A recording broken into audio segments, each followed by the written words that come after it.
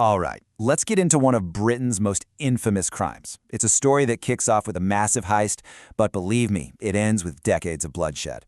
This is the story of the Brinks-Mat Gold. So, just imagine for a second. You've done it. You've pulled off the crime of the century. You're sitting on a fortune in gold, diamonds, and cash. What on earth could possibly be more dangerous than the act of stealing it? Well, as the robbers found out the hard way, the answer is trying to spend it. Because the real story here, the one that gets really messy, isn't the robbery. No, it's the chaotic, violent, and downright deadly aftermath of trying to turn all that solid gold into cold, hard cash. To really get what this heist was all about, we've got to start at the end, with the bloody consequences. This wasn't some clean getaway you see in the movies. This was the beginning of a curse that would last for decades. And I mean, the violence just went on and on. Take a look at this timeline. These are just some of the key figures tied to the gold who ended up dead.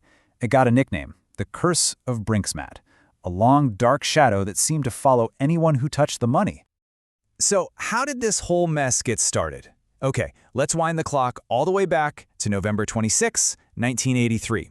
We're at a security warehouse near Heathrow Airport for what was supposed to be a pretty straightforward robbery. It all kicked off with a team of 6 robbers. They bust into the Brinks-Mat warehouse in the early morning, doused the security guards in petrol, and threatened to light them up if they don't open the vault. But here's the thing. They had a massive advantage. One man on the inside, a security guard named Anthony Black. He'd given them a key and spilled all the details on the security systems, which made the break-in almost, well, easy. And this is the exact moment everything went off the rails. The gang thought they were there to grab about £1 million in foreign currency, but inside, they stumbled upon the haul of a lifetime. The stakes just went through the roof. I mean, the sheer scale of it is just staggering. 3,000 tons of pure gold bullion. That's 6,800 individual gold bars, each one traceable. And this incredible stroke of luck, it was about to become their single biggest nightmare. So here's the crucial problem, right? You can't just walk into a jewelry store with a marked gold bar and expect to sell it. Stealing it was one thing. Figuring out how to turn 6,800 traceable bars into untraceable cash, that was a whole different ballgame. It required a totally different kind of criminal. The key to the whole puzzle was a process called smelting. See, if you melt the gold down, you destroy its serial numbers, its refinery markings, you basically erase its entire identity. And the man they brought in to run this side of the operation was a career criminal named Kenneth Noy. And this process quickly turned into a super sophisticated laundering machine.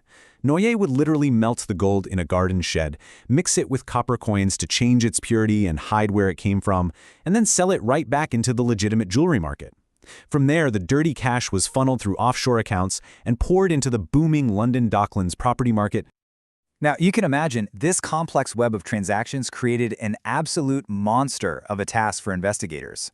They weren't just chasing robbers anymore. They were trying to follow a paper trail that crossed international borders and involved shady lawyers and accountants. And what's just wild is that the police almost caught them red-handed right at the start. Just 2 days after the robbery, a neighbor actually reported seeing a white-hot crucible, the tool you use for smelting, glowing in a garden hut.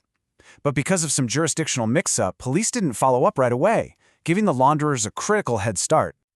Eventually, though, the law did start to catch up with some of the main players. One of the robbers, Mickey McAvoy, got 25 years. The main launderer, Kenneth Noy, he got 14. And they even nabbed the solicitor who helped invest the dirty money, Michael Relton. He was jailed for 12 years. But the story doesn't even stop there. Fast forward decades to 2016. And the Panama Papers leak revealed even more about the scheme. It showed how millions were moved through shell companies set up just for the Brinks-Mat cash. It just goes to show you how long-lasting this whole criminal enterprise really was. Which brings us right back to the beginning, to the legacy of this robbery. With so much money floating around and so many dangerous people involved, that unrecovered gold just kept fueling violence and paranoia in the underworld for years and years. So, the multi-million-pound question, where is all that gold today? Well, the best guess is that only a tiny, tiny fraction was ever actually recovered by the police. About half of it is thought to have been successfully laundered and just blended back into the legitimate market. And the rest? It simply vanished. believed to be buried somewhere or still circulating in the criminal economy. And this chart, it just lays it all out, doesn't it? The two possible outcomes for the people who got involved. You either went to prison for a very long time, like McAvoy and Noy, or you paid a much, much higher price, like the launderers, Brian Perry and George Francis. Both of them were shot and killed. But maybe the single most chilling takeaway from this whole affair is this. Because so much of that gold was successfully melted down and sold back into the legitimate supply chain, it is widely believed that if you bought gold jewelry in the UK anytime after 1983, there's a pretty good chance you're wearing a piece of the Brinks-Mat haul. Which leaves us with one final haunting question.